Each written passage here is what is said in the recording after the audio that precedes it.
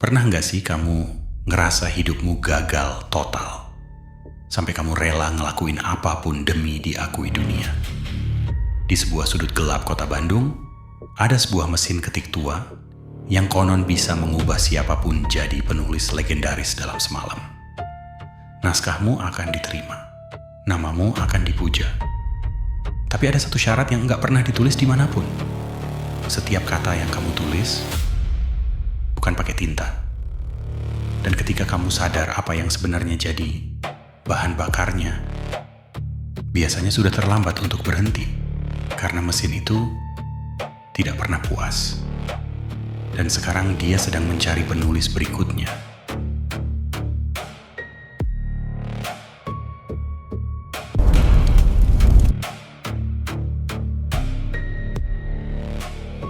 Kamu itu mau sampai kapan jadi pemimpi, Riz? Sadar, umurmu itu bukan buat main-main sama kertas dan hayalan. Suara ibu melengking dari balik pintu kamar yang hanya disekat tripleks tipis. Aris tidak menjawab. Ia hanya menatap nanar layar laptopnya yang redup, menampilkan sebuah surel yang baru saja masuk 5 menit lalu. Sebuah kalimat standar yang sudah ia hafal di luar kepala. Mohon maaf, naskah Anda belum sesuai dengan kriteria penerbitan kami saat ini. Tetaplah berkarya. Dengar tidak? Suara itu kembali. Kali ini diikuti ketukan keras di pintu. Tadi Pak RT tanya, kapan kamu mau ambil kerjaan di gudang konveksi saudaranya? Jangan cuma mengurung diri seperti orang gila. Penulis itu bukan profesi di sini, Aris. Penulis itu cuma hobi buat orang kaya yang gak butuh makan. Iya, Bu. Nanti Aris pikirkan, sahut Aris lirih. Suaranya parau, seolah tenggorokannya tersumbat debu. Setelah langkah kaki ibunya menjauh, Aris menghela napas panjang. Ia meraih tumpukan kertas di pojok meja, kumpulan naskah yang dicetak dengan sisa tabungannya. Semuanya penuh dengan coretan tinta merah atau surat penolakan yang disematkan dengan klip pesi. Di Bandung yang dingin, di sebuah kontrakan sempit di daerah Cigadung yang lembab, Aris merasa dirinya sedang tenggelam di daratan. Ia memutuskan untuk keluar. Ia butuh udara atau setidaknya pelarian dari tatapan meremehkan anggota keluarganya yang lain. Aris menyambar jaket lusuhnya dan melangkah keluar saat langit Bandung mulai berubah menjadi warna ungu yang kelam, pertanda hujan akan segera tumpah. Langkahnya membawanya menyusuri gang-gang sempit yang becek. Udara dingin mulai menusuk tulang, membawa aroma tanah basah dan asap kayu bakar dari dapur-dapur warga. Aris berjalan tanpa tujuan, melewati deretan toko distro yang mulai tutup dan kafe-kafe kopi yang ramai oleh anak muda sepayanya. Melihat mereka yang tertawa, Aris merasa seperti hantu. Ia ada di sana, tapi kehadirannya tidak dianggap oleh dunia. Mungkin mereka benar, batinnya pahit. Aku hanya pemimpi yang gagal. Hujan mulai turun. Awalnya hanya rintik kecil, namun dengan cepat berubah menjadi tirai air yang menderu. Aris berlari kecil mencari tempat berteduh. Ia berbelok ke sebuah gang yang belum pernah ia lalui sebelumnya. Sebuah jalan pintas yang tampak asing, dijepit oleh bangunan-bangunan kolonial tua yang dindingnya sudah berlumut tebal. Di ujung gang itu, di balik kabut tipis yang merayap dari perbukitan utara, Aris melihat sebuah cahaya kuning temaram. Cahaya itu berasal dari sebuah jendela kaca kusam milik sebuah bangunan kecil yang terjepit di antara dua tembok beton tinggi. Tidak ada papan nama, hanya sebuah tulisan tua di kaca yang sudah mengelupas. Antiquities and Curios. Entah karena kedinginan atau dorongan rasa ingin tahu yang aneh, Aris melangkah mendekat. Pintu kayu jati yang berat itu sedikit terbuka, mengeluarkan bunyi derit yang panjang saat Aris mendorongnya. Begitu melangkah masuk, suara hujan di luar seolah langsung teredam, digantikan oleh kesunyian yang menekan telinga. Bau ruangan itu sangat spesifik, perpaduan antara kertas usang, kayu busuk, dan sesuatu yang manis sekaligus tajam, mirip aroma kemenyan yang dibakar jauh di dalam ruangan. "Cari sesuatu, anak muda?" Aris terlonjak. Di balik meja tinggi yang penuh dengan tumpukan jam weker mati, seorang lelaki tua dengan setelan jas yang sudah pudar warnanya menatapnya. Matanya keruh, namun tampak memiliki kedalaman yang tidak wajar. "Hanya berteduh, Pak. Maaf," jawab Aris gugup sambil mengusap air hujan di bahunya. Lelaki itu tersenyum tipis, memperlihatkan deretan gigi yang kekuningan. "Orang tidak masuk ke sini hanya untuk berteduh. Mereka masuk karena ada sesuatu yang memanggil mereka, atau karena mereka sudah tidak punya apa-apa lagi untuk dipertaruhkan." Aris terdiam, merasa kata-kata itu menelanjangi kegagalannya. Ia mulai mengedarkan pandangan ke sekeliling toko yang penuh sesak. Ada masker-masker kayu yang tampak sedang menangis, cermin retak yang memantulkan bayangan yang sedikit terlambat, dan berbagai perkakas kuno yang diselimuti debu tebal. Namun matanya kemudian tertambat pada sebuah benda di sudut paling gelap ruangan itu. Di atas sebuah meja kayu kecil, sebuah mesin ketik tua duduk dengan anggun. Badannya terbuat dari besi hitam legam yang mengkilat, seolah-olah ia menyerap cahaya lampu di sekitarnya. Tuts-tutsnya tidak terbuat dari plastik, melainkan dari potongan tulang putih yang sudah menguning, dengan huruf-huruf yang diukir menggunakan tinta merah tua. Ada aura yang kuat memancar dari benda itu. Aris merasa jantungnya berdegup lebih kencang. Mesin ketik itu tampak seperti seekor predator yang sedang tertidur, menunggu seseorang untuk membangunkan detak mekanisnya. Tanpa sadar, Aris melangkah mendekat. Jemarinya yang gemetar terjulur ingin menyentuh tuts A yang tampak begitu tajam. "Hati-hati," suara si pemilik toko memecah keheningan. Kali ini lebih berat. Mesin itu punya selera yang sangat tinggi terhadap cerita. Ia tidak suka tulisan yang dangkal. Aris menelan ludah. "Berapa harganya?" "Untukmu hampir gratis," jawab si tua itu dengan nada yang sulit diartikan. Hanya sebuah pengabdian, dan mungkin sedikit dedikasi yang lebih dari sekedar tinta biasa. Aris tidak lagi mendengarkan peringatan itu. Di kepalanya, ia sudah membayangkan naskah-naskahnya akan terketik rapi di atas mesin itu. Ia merasa jika ia memiliki mesin ini, dunia tidak akan bisa lagi menolaknya. Ia tidak tahu bahwa di dalam kegelapan mesin ketik itu, sesuatu yang lapar mulai terjaga. "Gratis? Mana ada barang sebagus ini diberikan cuma-cuma, Pak?" Aris terkekeh hambar, meski matanya tak bisa lepas dari lekukan besi hitam mesin ketik itu. Tangannya yang dingin kini benar-benar menyentuh bodinya.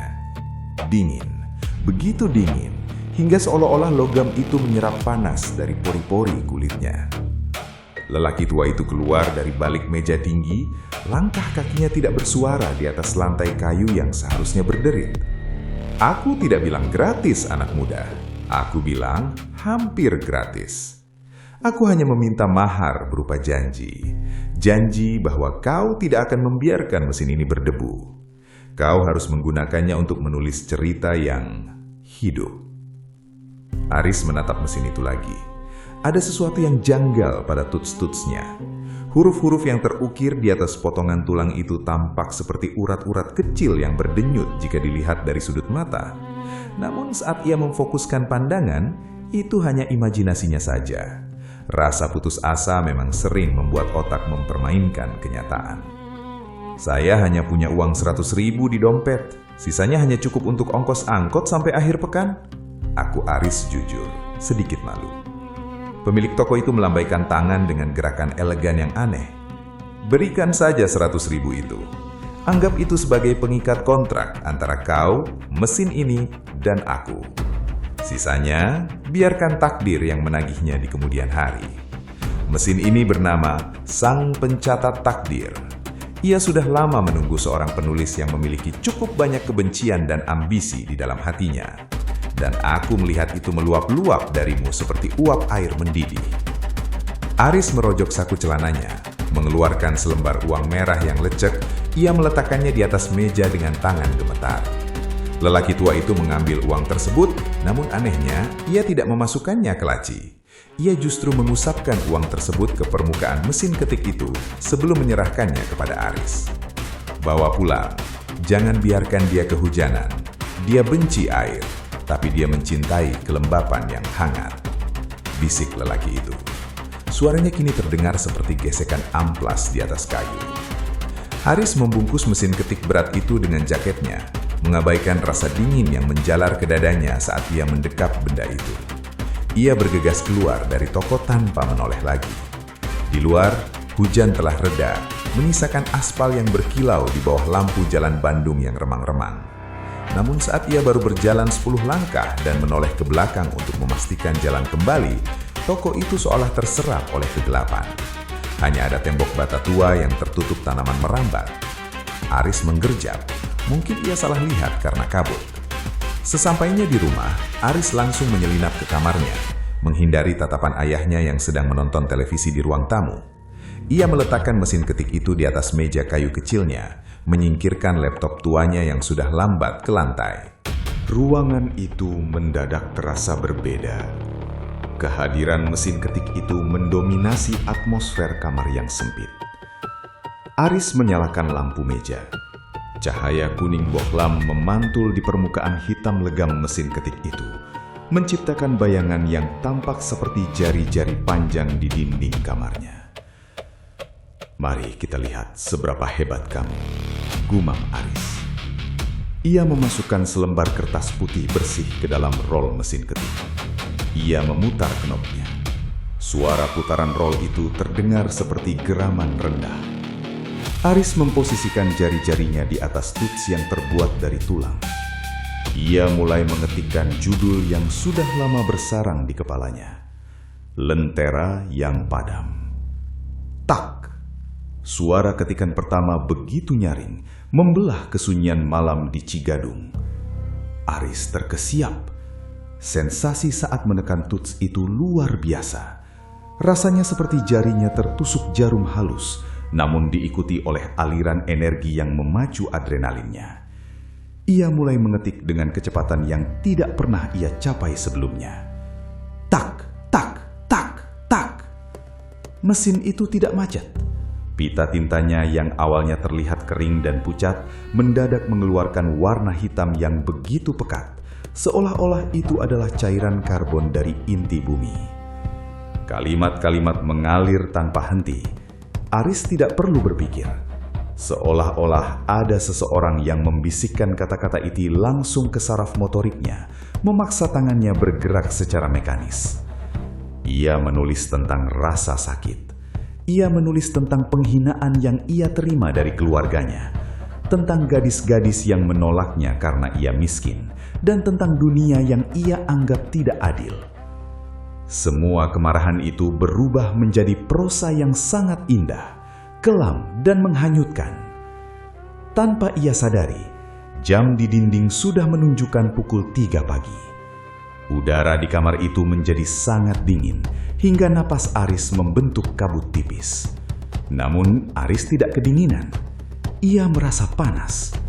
Peluh mengucur di dahinya, dan anehnya peluh itu berwarna sedikit kemerahan. Ia berhenti sejenak untuk mengusap matanya yang perih. Saat itulah ia menyadari sesuatu yang mengerikan. Di bawah meja, di sela-sela kakinya, tampak bayangan hitam yang tidak bergerak mengikuti gerakannya. Bayangan itu berbentuk seperti seorang pria yang duduk membungkuk di atas mesin ketik, namun dengan punggung yang penuh duri dan tangan yang jauh lebih panjang dari tangan manusia. Aris menoleh cepat ke belakang. Kosong. Hanya ada tumpukan buku dan bayangan bajunya yang digantung. Namun saat ia kembali menatap kertas di mesin ketik, tulisan yang baru saja ia buat seolah bergerak-gerak seperti cacing di bawah cahaya lampu. Teruslah menulis, Aris. Berikan aku ceritamu, dan aku akan memberikanmu dunia. Aris gemetar, tapi ketakutannya kalah oleh rasa haus akan pengakuan. Ia kembali meletakkan jarinya di atas tuts tulang itu. Ia tidak peduli jika mesin ini dihuni setan atau kutukan.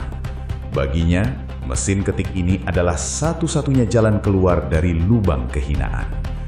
Ia terus mengetik hingga fajar menyingsing, tidak menyadari bahwa setiap huruf yang ia cetak di atas kertas sebenarnya sedang menghisap sedikit demi sedikit cahaya dari jiwanya sendiri. Ini jenius, Aris, benar-benar gila. Saya belum pernah membaca narasi sekelam dan sehidup ini dalam 10 tahun terakhir. Suara Pak Handoko, editor senior di penerbit terbesar di Jakarta, terdengar bergetar melalui pengeras suara telepon. Aris hanya tersenyum tipis, menyandarkan punggungnya di kursi kulit mahal di apartemen barunya yang menghadap ke arah gemerlap lampu kota Bandung. Dalam waktu 3 bulan, hidupnya berputar 180 derajat. Novelnya yang berjudul Darah di Ujung Pena tidak hanya diterima, tapi menjadi fenomena nasional. Ia bukan lagi Aris si parasit, ia adalah sang maestro baru sastra horor. Namun, kesuksesan itu datang dengan harga yang mulai terasa di fisiknya. Wajah Aris kini tampak 10 tahun lebih tua. Kulitnya pucat seperti kertas perkamen, dan lingkaran hitam di bawah matanya tampak seperti lebam permanen. Setiap kali ia tidak menulis menggunakan mesin ketik tua itu, tubuhnya akan gemetar hebat, seolah-olah ia sedang sakau. Tak, baru satu tuts ia tekan, rasa nyeri menusuk ujung jari telunjuknya. Namun, ia tidak menarik tangannya. Sebaliknya, mesin ketik itu seolah menyedot tetesan darah itu sebelum sempat jatuh ke lantai. Detak mesin itu terdengar lebih kencang, seperti detak jantung yang terpacu. Tiba-tiba, bel pintu apartemennya berbunyi. Aris menggeram, ia benci gangguan. Dengan langkah berat dan tatapan mata yang liar, ia membuka pintu. Di sana, berdiri Maya, tetangganya dari kontrakan lama yang selalu membawakannya nasi bungkus saat Aris tidak punya uang untuk makan. Maya adalah satu-satunya orang yang masih menatap Aris sebagai Aris si pemuda baik, bukan sebagai Aris si penulis terkenal.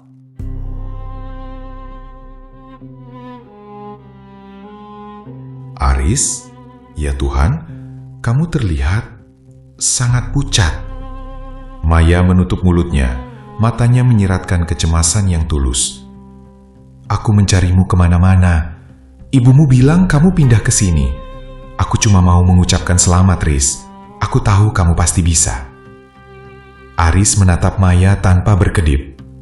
Di matanya, wajah cantik Maya tampak seperti kanvas kosong yang memanggil-manggil untuk diisi dengan tulisan. Ada sesuatu yang jahat bergejolak di dalam perut Aris. Suara mesin ketik di ruang kerja tadi seolah memanggilnya, berdetak dengan ritme yang semakin cepat. Bawa dia masuk, bawa dia masuk.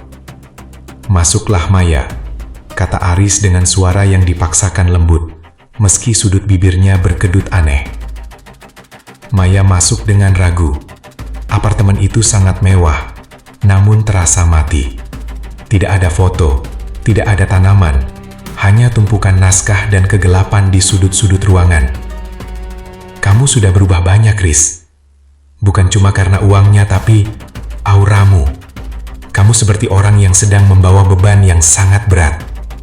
Aku tidak membawa beban, Maya. Aku membawa dunia di tanganku, sahut Aris sambil berjalan menuju dapur untuk mengambil minum. Maya berjalan berkeliling dan tanpa sengaja berhenti di depan pintu ruang kerja Aris yang terbuka sedikit. Di sana, mesin ketik tua itu tampak berkilau dalam kegelapan. Maya merasakan bulu kuduknya berdiri. Riz, Itu mesin keberuntunganku. Kenapa? Kenapa baunya aneh sekali di sini? Aris muncul di belakang Maya tanpa suara. Ia berdiri begitu dekat hingga Maya bisa merasakan hawa dingin yang memancar dari tubuh Aris. Itu mesin keberuntunganku, Maya. Dia yang memberikan semua ini padaku. Tapi dia sedang lapar. Dia selalu lapar belakangan ini. Maya berbalik. Wajahnya kini pucat pasi melihat tatapan Aris. Mata Aris bukan lagi berwarna coklat tua, melainkan hitam pekat secara keseluruhan, tanpa ada bagian putih yang tersisa. Aris, kamu menakutiku. Aku sebaiknya pulang sekarang. Pulang. Aris tertawa. Suara tawa yang terdengar seperti logam yang saling bergesekan. Kamu bilang kamu selalu mendukungku, kan? Kamu bilang kamu ingin aku sukses. Aris mencengkram tangan Maya dengan kekuatan yang tidak masuk akal bagi pria sekurus dia. Kuku-kuku Aris terasa tajam seperti silet, merobek sedikit kulit lengan Maya hingga darah merembes keluar.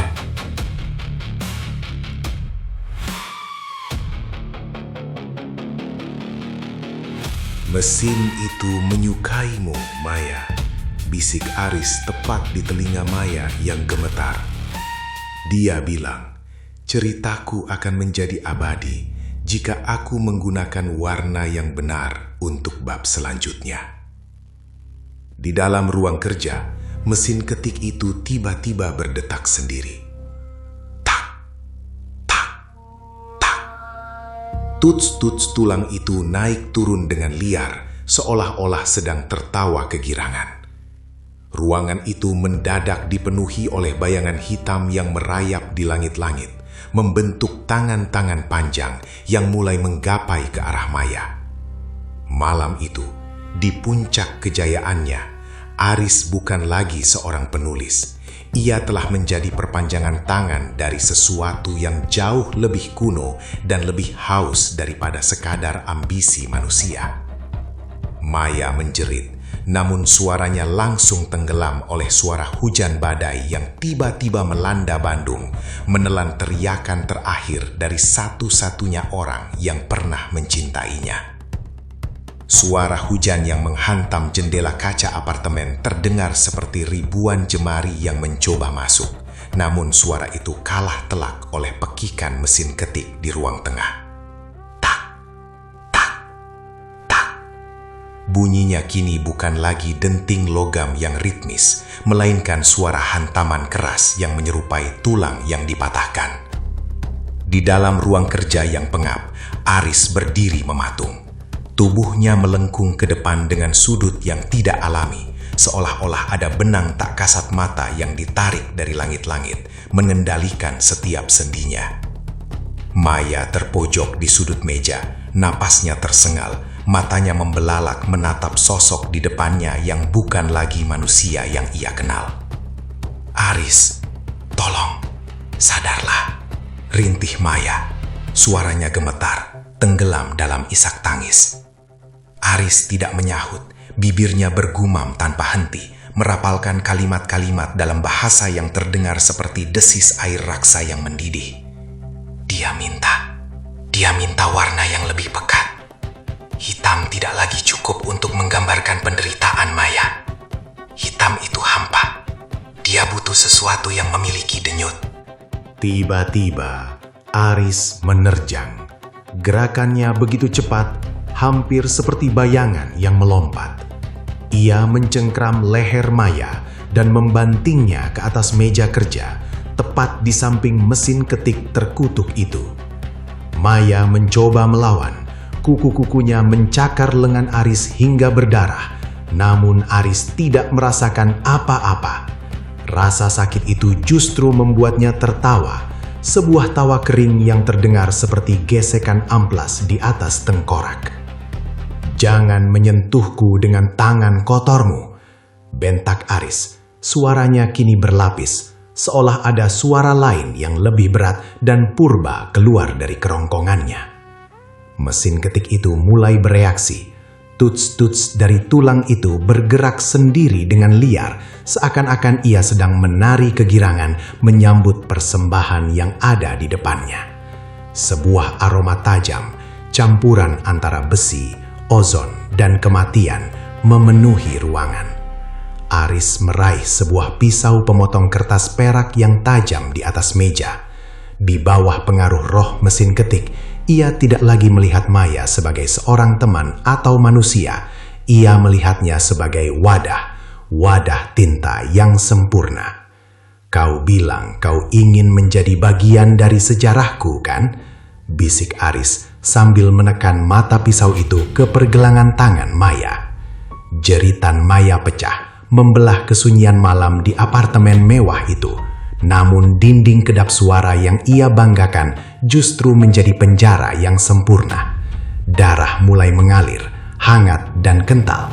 Namun alih-alih tumpah ke lantai, cairan merah itu seolah memiliki nyawanya sendiri. Darah itu merayap di atas meja, bergerak melawan gravitasi dan tersedot masuk ke dalam lubang pita mesin ketik. Aris memperhatikan dengan mata yang berkilat gila. Saat darah itu menyentuh bagian dalam mesin, suara mesin ketik itu berubah. Bunyinya menjadi lebih basah, lebih berat. Plok, plok, plok. Setiap kali tuts menghantam kertas, bukan lagi tinta hitam yang tercetak, melainkan cairan merah segar yang masih mengepulkan uap hangat. "Inggah," gumam Aris. "Lihat Maya, kalimatnya hidup, huruf-huruf ini bergerak." Maya sudah tidak bisa menjawab. Kesadarannya mulai memudar saat Aris, dengan ketelitian seorang seniman yang gila, terus memanen tintanya. Aris mulai mengetik dengan kalap. Ia menulis tentang kematian Maya yang sedang terjadi di depan matanya. Ia mendeskripsikan rasa dingin yang menjalar di nadi Maya, ketakutan yang membeku di matanya, dan bagaimana nyawa seorang manusia bisa dikonversi menjadi prosa yang luar biasa indah.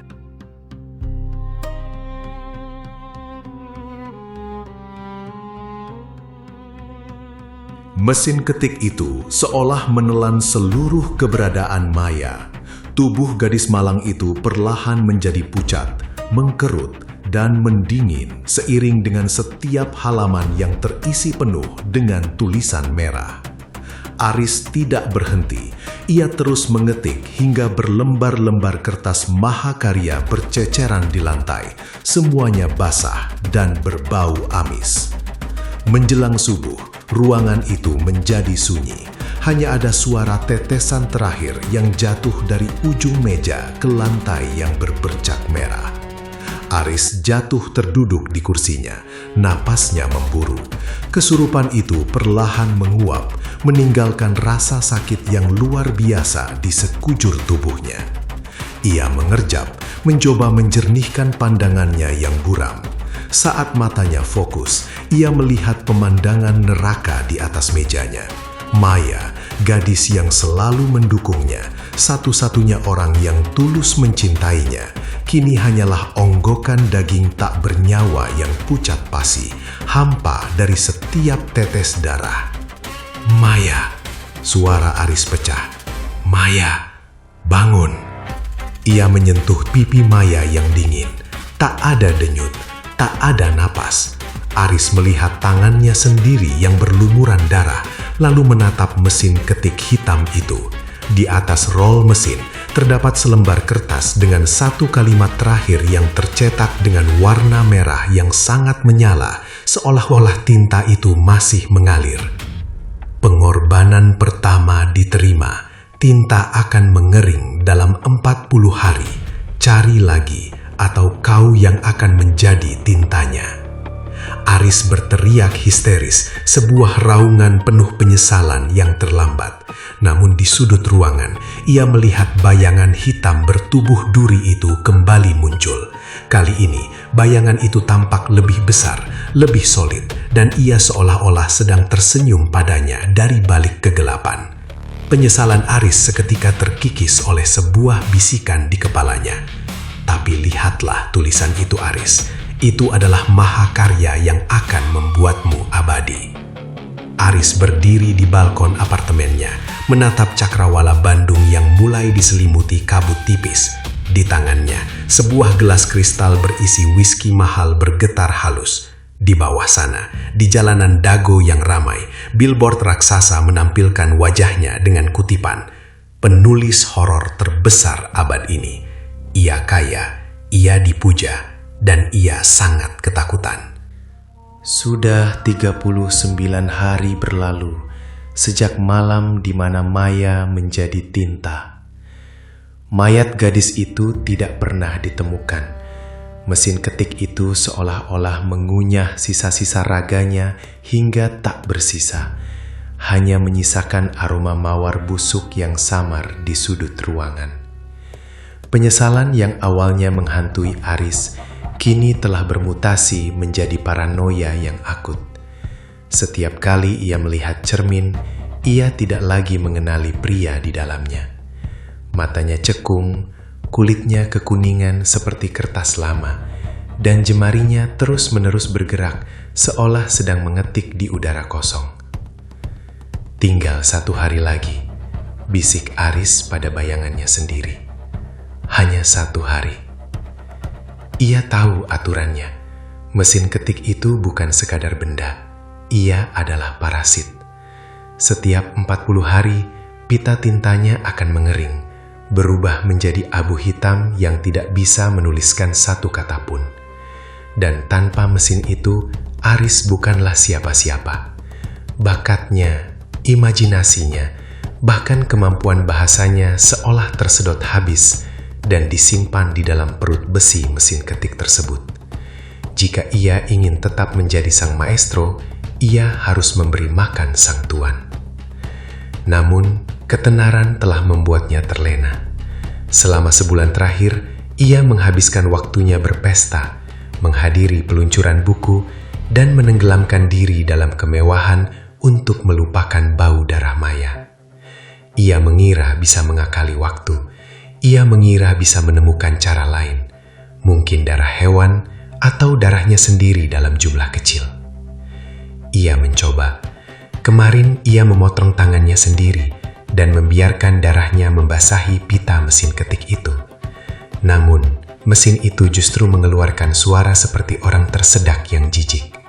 Tuts-tutsnya memukul balik jemari Aris, mematahkan kuku kelingkingnya hingga berdarah. Mesin itu menginginkan darah yang murni, darah yang penuh dengan kehidupan dan harapan, bukan darah seorang pengecut yang sudah membusuk dari dalam. Malam itu, Bandung dilanda badai petir. Suara guntur menggelegar beradu dengan suara detak mesin ketik yang mulai menagih. Tak, tak, tak. Bunyinya pelan namun konstan, bergema dari ruang kerja yang terkunci. Aris mencoba menutup telinganya dengan bantal, namun suara itu seolah berasal dari dalam tengkoraknya. "Mana janjimu, Aris?" Sebuah suara mendesis di antara deru angin. "Waktumu hampir habis. Tinta itu sudah kering. Ceritamu akan terhenti, dan namamu akan dilupakan secepat debu yang tersapu angin." Aris bangkit dengan kasar. "Diam, aku akan memberimu apa yang kau mau," teriaknya gila ke arah kegelapan. Ia mengambil ponselnya. Jarinya gemetar saat menelusuri daftar kontak. Ia mencari nama-nama perempuan muda, penggemar yang pernah mengiriminya pesan, asisten humas penerbit yang pernah menggodanya, atau bahkan pelayan kafe yang pernah ia beri tip besar. Namun setiap kali ia hendak menekan tombol panggil, bayangan wajah Maya yang pucat pasi muncul di kepalanya, membuat nyalinya ciut. Ia mondar-mandir di ruang tengah yang luas. Lampu apartemennya berkedip-kedip. Suara mesin ketik itu semakin cepat. Tak, tak, tak, tak, tak.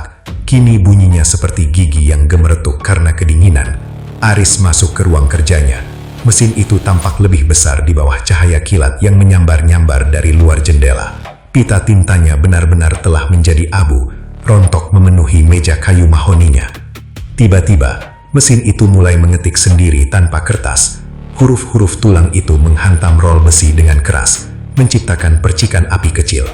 S, E, M, B, I, L, A, N, J, A, M, L, A, G, I. Aris jatuh berlutut. "Tolong, beri aku waktu. hanya 1 malam lagi. Namun mesin itu tidak peduli. Ruangan itu mulai dipenuhi oleh bayangan hitam yang merayap keluar dari bawah mesin ketik. Bayangan itu berbentuk tangan-tangan kurus dengan kuku panjang yang mulai mencakar kaki Aris. Aris menjerit, mencoba lari keluar dari ruangan. Namun pintu itu terbanting menutup dan terkunci secara gaib. Ia terperangkap. Ia melihat ke arah jam dinding. Pukul 9 malam. Ia punya waktu hingga subuh untuk menemukan tumbal, atau ia sendiri yang akan berakhir di dalam mesin itu. Namun di tengah kepanikannya, sebuah pemikiran gila muncul. Jika ia menulis tentang kematiannya sendiri, mungkin mesin itu akan puas. Mungkin ia bisa menipu iblis itu dengan sebuah metafora. Ia merangkak menuju meja, memasukkan selembar kertas dengan tangan gemetar. Ia mulai mengetik, mencoba menggunakan sisa-sisa tinta yang mungkin masih ada. Namun, setiap kali ia menekan tuts, yang keluar bukanlah huruf, melainkan serpihan daging kecil dari ujung jarinya yang tersedot masuk ke dalam mesin. Rasa sakitnya luar biasa, tapi Aris terlalu terlena oleh ambisi untuk berhenti. Ia tidak sadar bahwa dengan setiap kata yang ia coba curi dari mesin itu tanpa tumbal yang layak, ia sebenarnya sedang menandatangani kontrak kematiannya sendiri. Mesin ketik itu tidak lagi menunggu persembahan. Ia mulai mengambil apa yang ada di depannya. Malam itu, di tengah kemewahan yang ia bangun dari darah, Aris menyadari bahwa predator yang paling berbahaya bukanlah mesin ketik itu, melainkan keserakahannya sendiri yang telah mengunci pintu pelariannya. Denting jam dinding di ruang kerja Aris terdengar seperti suara palu yang menghantam paku peti mati.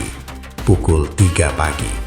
Udara di dalam apartemen mewah itu kini begitu kental dengan bau tembaga dan amonia hingga Aris harus berjuang keras hanya untuk menarik napas. Mesin ketik di depannya tidak lagi sekadar benda mati. Ia bergetar, mengeluarkan suara mendengking tinggi yang memekakkan telinga, seperti jeritan ribuan jiwa yang terjebak dalam gerigi besinya. 1 jam lagi. Bisik Aris. Suaranya kini hanya berupa gesekan pita suara yang rusak. Ia telah gagal. Tak ada perempuan muda yang datang. Tak ada tumbal yang bisa ia seret ke hadapan altar besi hitam ini. Aris mencoba bangkit dari kursinya, berniat lari menuju pintu balkon dan melompat dari lantai 20. Kematian di atas aspal jauh lebih baik daripada apa yang dijanjikan oleh mesin ini. Namun, saat ia mencoba berdiri, ia menyadari sesuatu yang mengerikan. Kakinya tidak lagi bisa bergerak. Ia menunduk dan berteriak histeris. Bayangan hitam yang sedari tadi merayap di lantai telah berubah menjadi sulur-sulur kental mirip tinta cair. Sulur-sulur itu telah membelit pergelangan kakinya, menembus kulit dan menyatu dengan otot-ototnya, memakukannya ke lantai kayu mahoni. Tak. Mesin ketik itu bergerak sendiri. 1 huruf tercetak di atas kertas kosong yang terselip di rolnya. A. Tak. K. Tak. U. Aku lapar, Aris. Jangan, tolong, aku bisa memberimu lebih banyak. Besok, aku janji besok. Aris meronta, kuku-kukunya mencakar meja hingga berdarah. Namun sulur tinta itu mulai merayap naik ke pinggangnya. Dingin dan mencekik. Mesin itu memberikan jawaban yang mematikan. Tuts-tuts tulang itu tiba-tiba memanjang, berubah menjadi taring-taring kecil yang tajam. Rol besi mesin itu berputar mundur dengan kecepatan tinggi, menarik ujung ke meja Aris, lalu menarik kulit perutnya. Aris melolong saat ia merasakan kulitnya terkelupas, ditarik paksa masuk ke dalam celah pita mesin ketik. Mesin itu mulai mengetik langsung di atas tubuhnya.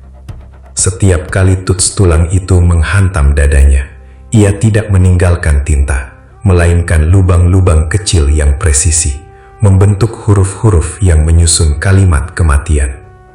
Crack. Tulang rusuk Aris patah saat mesin itu menekannya dengan kekuatan hidrolik. Darah segar menyembur keluar, menyiram seluruh bodi hitam mesin ketik itu. Namun alih-alih berantakan, darah itu terserap dengan sangat rapi ke dalam tabung pita.